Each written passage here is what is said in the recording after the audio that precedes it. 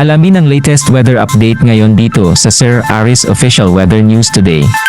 Ang Sinika ay papalapit na maging isang ganap na typhoon category. Kanina alas 4 ng hapon, ito ay nasa may layong 380 km silangan ng Infanta, Quezon.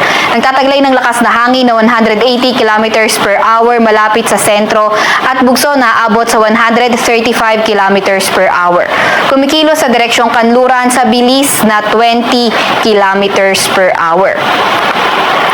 Ito naman yung inaasahan natin na magiging track netong si Bagyong Nika. So inaasahan nga natin na throughout the forecast period, ang direksyon na tatahakin ni Nika ay west-northwestward. At malapit na nga itong maging typhoon. So inaasahan din natin na magiging typhoon ito within the day.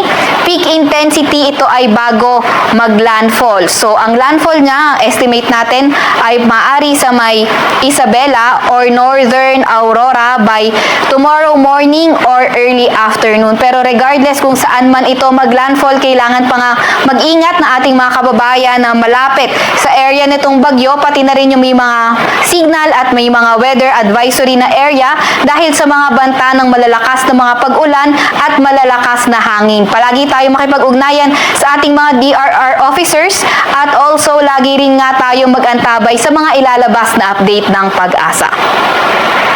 Naasahan nga din natin na itong Sinika magtatraverse sa mainland ng Northern Luzon at by tomorrow evening, mag-emerge na siya sa Philippine Sea. And then, habang tinatraverse nito or nilalakbay yung kalupaan ng Pilipinas, ay posible itong humina dahil nga sa land interaction. So, pagkalabas nito na ating landmass, posibleng lumakas ulit o mag-re-intensify over the West Philippine Sea at posibleng lumabas na nga itong Sinika na ating Philippine Area of Responsibility Tuesday, November 12.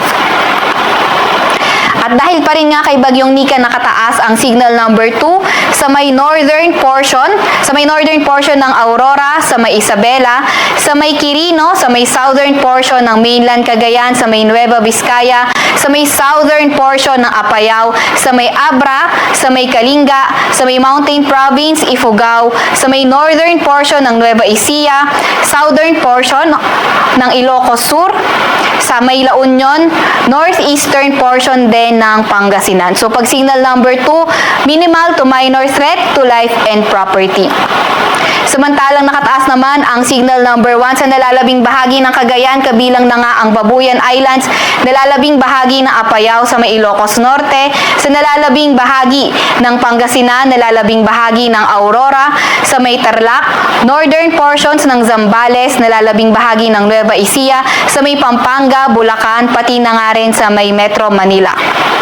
Signal number 1 din naman sa may Rizal, eastern portion ng Laguna, eastern portion ng Quezon, kabilang na ang Polillo Island, sa may Camarines Norte, sa may Camarines Sur, Catanduanes at ang northeastern portion ng Albay. So pag signal number 1, minimal to minor threat to life and property. Pinakamataas na signal na maaari nating itaas during the passage nga netong Sinika ay signal number 4.